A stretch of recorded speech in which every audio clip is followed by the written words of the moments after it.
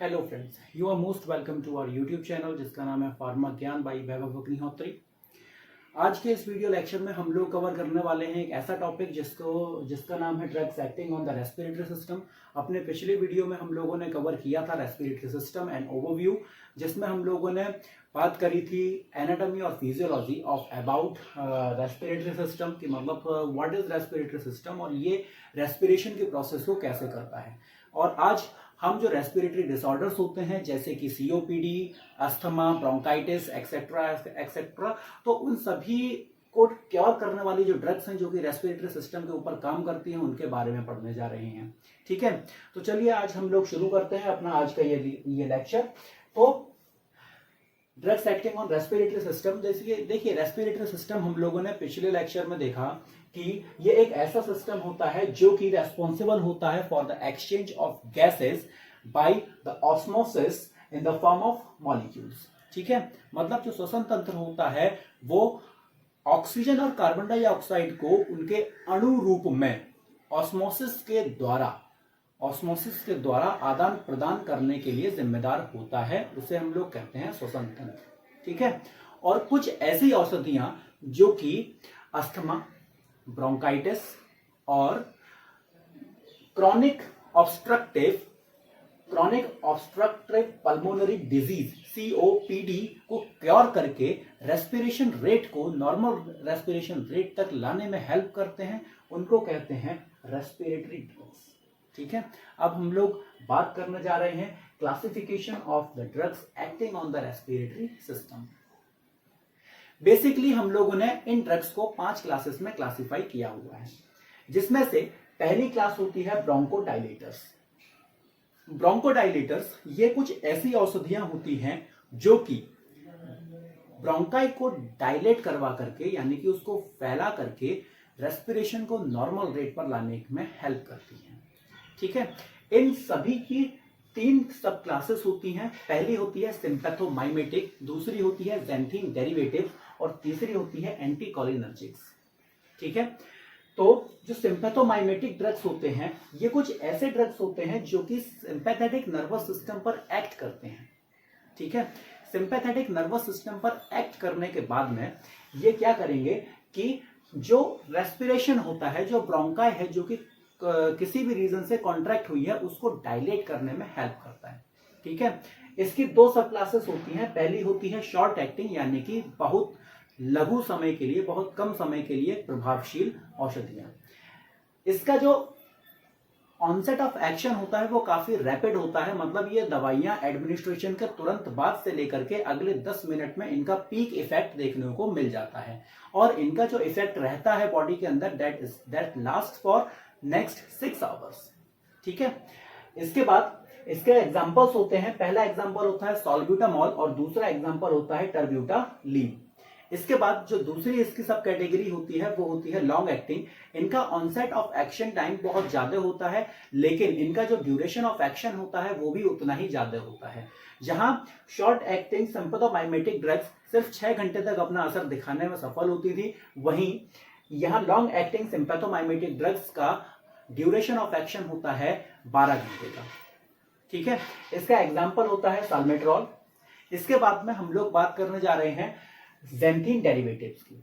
जो xanthine derivatives होते हैं इनमें, यहां पर मैंने इसकी पूरी डिटेल मेंशन करी हुई है। ज़ैंथीन डेरिवेटिव्स जो होते हैं वो नेचुरली अकरिंग ज़ैंथीन डेरिवेटिव्स 3 तरीके के होते हैं। पहला होता है थियोफाइलिन, दूसरा होता है थियोब्रोमीन और तीसरा होता है कैफीन। ठीक है, और ये तीनों के तीनों जो ज़ैंथीन डेरिवेटिव्स हैं ये होते हैं CNS स्टिमुलेंट। ठीक है, इसके बाद ज़ैंथीन डेरिवेटिव्स में एक और होता है जो कि अमीनोफाइलिन होता है। ठीक है, अमीनोफाइलिन क्या होता है? अमीनोफाइलिन को ये एक सिंथेटिकली क्रिएटेड ज़ैंथीन डेरिवेटिव होता है। अब ज़ैंथीन डेरिवेटिव्स जो हैं ये भी एक ब्रोंकोडाइलेटर की क्लास होती है, और सबसे ज्यादा प्रेफर्ड ब्रोंकोडाइलेटर्स की क्लास में इसको काउंट किया जाता है। क्यों? क्योंकि ये कुछ ड्रग्स ऐसे होते हैं जो कि बहुत ज्यादा इफेक्टिव होते हैं और बहुत ही आसानी से इनको यूज किया जा सकता है और कन्वीनियंट होते हैं, और इनकी डोजेस फॉर्म होती है, कुछ ये नेबुलाइजर फॉर्म में मिल जाते हैं, ये इनहेलर की फॉर्म में मिल जाते हैं, ये इंजेक्शन की फॉर्म में भी मिल जाते हैं और कुछ ओरल यूज के लिए टैबलेट की फॉर्म में भी मिल जाते हैं। ठीक है, इसीलिए जो ज़ैंथीन डेरिवेटिव्स होती हैं इनको बहुत ज्यादा यूज किया जाता है। राइट, अब इसके बाद में हम बात करते हैं कि फार्माकोलॉजिकल एक्शंस की। ज़ैंथीन डेरिवेटिव्स जो होते हैं उनके अलग अलग सिस्टम्स के ऊपर, बॉडी के अंदर जो अलग अलग सिस्टम्स हैं उनके ऊपर अलग अलग फार्माकोलॉजिकल एक्शन रहता है। जैसे कि सेंट्रल नर्वस सिस्टम यानी कि सीएनएस की बात करते हैं, तो सीएनएस के ऊपर ये एक स्टिमुलेंट की तरह काम करता है, यानी कि जो सेंट्रल नर्वस सिस्टम होता है ये उसको स्टिमुलेट कर देता है। ठीक है, मतलब उसकी जो क्रिया होती है उसको बढ़ा देता है। वही आगे लिखा हुआ है and increase the motor activity.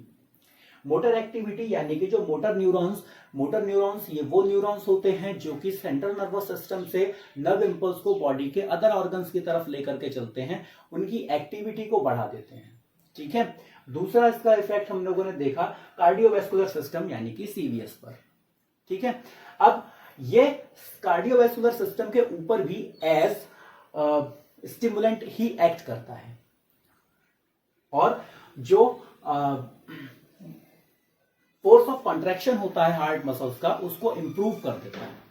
Right, next इसका जो इफेक्ट होता है स्मूथ मसल्स पर, जहां ये सेंट्रल नर्वस सिस्टम और कार्डियोवैस्कुलर सिस्टम को स्टिमुलेट कर रहा था यानी इनकी एक्टिविटी को बढ़ा रहा था, वहीं ये जितने भी स्मूथ मसल्स होते हैं उनको रिलैक्स कर देता है यानी कि उनको आराम कर देता है, मतलब उन्हें डायलेट कर देता है। ठीक, इसके बाद में चौथा जो है किडनी यानी कि रीनल सिस्टम या फिर यूरिनरी सिस्टम। ठीक है, किडनी के ऊपर वैसे तो डायरेक्टली ये डायूरेटिक्स की तरह काम नहीं करता यानी कि यूरिन के आउटपुट को नहीं बढ़ाता, लेकिन फिर भी पानी का और सोडियम आयन का जो ट्यूब्यूलर रीअब्जॉर्प्शन होता है उसको घटा देता है। ठीक है, ट्यूब्यूलर रीअब्जॉर्प्शन घटने की वजह से पानी का और जो सोडियम आयन्स हैं इनका बॉडी से आउटपुट बढ़ जाता है। ओके, नेक्स्ट गैस्ट्रोइंटेस्टाइनल ट्रैक्ट यानी कि जीआईटी पर इसका क्या इफेक्ट होता है। गैस्ट्रोइंटेस्टाइनल ट्रैक्ट पर ये यानी कि ज़ैंथीन डेरिवेटिव्स ये क्या करते हैं, ये गैस्ट्रिक एसिड का यानी कि जो हाइड्रोक्लोरिक एसिड स्टमक के अंदर प्रेजेंट होता है उसका सीक्रेशन बढ़ा देता है। ठीक, इसके बाद में हम लोग बात करते हैं एंटीकोलिनर्जिक्स की तरफ। चलिए, अब हम लोग बात कर रहे हैं रेस्पिरेटरी सिस्टम की यानी कि उसके ऊपर एक्ट करने वाले ड्रग्स की, और उसमें भी ब्रोंकोडाइलेटर्स की बात कर रहे हैं। तो ब्रोंकोडाइलेटर्स यानी कि ये क्या करेंगे, ये जो कोलिनर्जिक मस्करिनिक स्मूथ मसल्स होती हैं, I repeat again, cholinergic muscarinic smooth muscles of bronchi in lungs यानी कि फेफड़ों के अंदर पाई जाने वाली कोलिनर्जिक मस्करिनिक स्मूथ मसल्स, इनका क्या करेगा, इनको ये डायलेट करने का काम करता है। अब ये कैसे करता है, देखिए एंटीकोलिनर्जिक है यानी कि ये एसिटाइल कोलिन के रिलीज को कम कर देगा। ठीक है, एसिटाइल कोलिन के रिलीज को जैसे ही ये कम करेगा वैसे ही स्मूथ मसल्स के अंदर पाए जाने वाले जो सार्कोप्लाज्मिक रेटिकुलम होते हैं वो सार्कोप्लाज्मिक रेटिकुलम से सीक्रेट होने वाले कैल्शियम आयन का सीक्रेशन कम हो जाता है। अब कैल्शियम आयन का सीक्रेशन कम होने के बाद में जो मस्करिनिक रिसेप्टर्स मिलते हैं जहां पर कैल्शियम आयन जाके बाइंड करेगा और आरएनए से एनर्जी यूटिलाइज करके उस मसल को कॉन्ट्रैक्ट कराएगा, वो प्रोसीजर फेल हो गया। ठीक है, तो जब क्या जब मसल का कॉन्ट्रैक्शन ही रुक गया है तब क्या चीज होगी, जो ब्रोंकाई की मसल्स हैं वो डायलेट हो जाएंगी यानी कि फैल जाएंगी। अब जिस वजह से जो रेस्पिरेशन का रेट डिस्टर्ब था वो नॉर्मल हो जाएगा। ठीक है, इसके बाद में हम लोग बात करते हैं रेस्पिरेटरी स्टिमुलेंट की। जैसे कि इसके नाम से ही पता चल रहा है, रेस्पिरेटरी स्टिमुलेंट यानी कि जो रेस्पिरेशन का रेट है उसको स्टिमुलेट करने वाले यानी कि बढ़ाने वाले कुछ दवाइयां। ठीक, उसमें भी दो तरीके की क्लासेस हैं जैसे कि डॉक्साप्राम और प्रेथेकामाइड। ठीक है, ये दवाइयां क्या करती हैं, जो रेस्पिरेशन है, जो फॉल्ट मतलब घटा हुआ रेस्पिरेशन रेट है उसको बढ़ा करके नॉर्मल वैल्यू तक लाने में हेल्प करते हैं।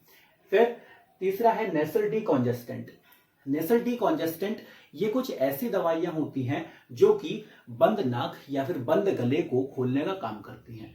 ये दवाइयां सिर्फ हमारे अपर रेस्पिरेटरी ट्रैक्ट पर ही काम करती हैं।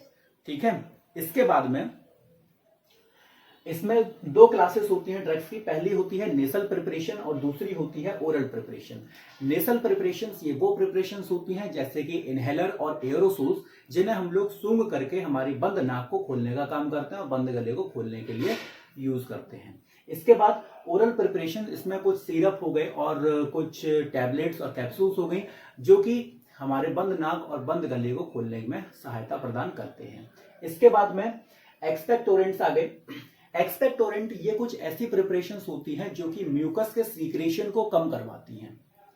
जैसा कि आज के टाइम में बहुत ज्यादा देखा जा रहा है कि म्यूकस सीक्रेशन की वजह से लोगों को डिफिकल्टी ब्रीदिंग फील हुई। ठीक है, अब एक्सपेक्टोरेंट्स जो होते हैं ये वही ड्रग्स होती हैं जो कि म्यूकस के फॉर्मेशन को रिड्यूस कर देता है, जिस वजह से ब्लॉकेज नहीं होती। इसके अंदर 3 सब क्लासेस हैं। पहली है डायरेक्टली एक्टिंग। ये जो ड्रग्स होती हैं ये डायरेक्टली लंग्स के ऊपर जाकर के इफेक्ट करती हैं और उसके अंदर जो म्यूकस का सीक्रेशन होता है उसको रिड्यूस करती हैं, जैसे कि sodium citrate, potassium citrate, sodium acetate, potassium acetate और पोटेशियम आयोडाइड। ठीक है, इस तरीके की कुछ दवाइयां होती हैं जो कि डायरेक्टली फेफड़ों पर असर करती हैं और म्यूकस के सीक्रेशन को इनहिबिट कर देती हैं। दूसरी रिफ्लेक्टली एक्टिंग होती हैं, यानी कि अमोनियम क्लोराइड और पोटेशियम आयोडाइड। ये कुछ दवाइयां ऐसी होती हैं जो कि बॉडी के जो रेस्पिरेटरी सिस्टम है उसके रिफ्लेक्स एक्शन को बढ़ा देती है। रिफ्लेक्स एक्शन यानी कि कुछ समय के लिए छींक और खांसी को बढ़ा देगी, जिस वजह से जो म्यूकस फंसा हुआ है हमारे रेस्पिरेटरी ट्रैक्ट में वो बाहर निकल जाता है। ठीक है, इसके बाद म्यूकोलाइटिक्स, जैसा मैंने आपको बताया एक्सपेक्टोरेंट्स जो कि म्यूकस के सीक्रेशन को कम करते हैं, उसी नाम पर एक और क्लास है म्यूकोलाइटिक्स। सीधी सीधी बात कि म्यूकस के सीक्रेशन को कम करने वाली दवाइयां, ठीक है, म्यूकस के रिलीज को कम करने वाली दवाइयां जैसे कि एसिटाइलसिस्टीन और कार्बोसिस्टीन। ठीक, इसके बाद में इसकी लास्ट क्लास आती है जो कि होती है एंटीटसिव। एंटीटसिव्स में ओपियोइड में, यानी कि जब हम लोगों ने एनाल्जेसिक्स की क्लास पढ़ी थी तो ओपियोइड एनाल्जेसिक्स पढ़े, उसमें मॉर्फिन, इथाइल मॉर्फिन और क्विनीन, कोडीन, निकोटीन, इस तरीके की कुछ ड्रग्स आती थी। तो वही ड्रग्स यहां पर भी हैं। ठीक है, अब ये क्या करेंगे, ये भी जो रेस्पिरेशन होगा उसको सप्रेस करने का काम करेगा। ठीक, लास्ट में नॉन ओपियोइड, इसमें आती है डेक्स्ट्रोमिथोर्फैन और एंटीहिस्टामिन जैसे कि डाइफेनाइल हाइड्रामिन। ठीक है, आज के अपने इस लेक्चर में सिर्फ इतना ही। अब हम लोग अगले वीडियो के साथ में बहुत जल्दी हाजिर होंगे। तब तक आप लोग पढ़ते रहें, समझते रहें।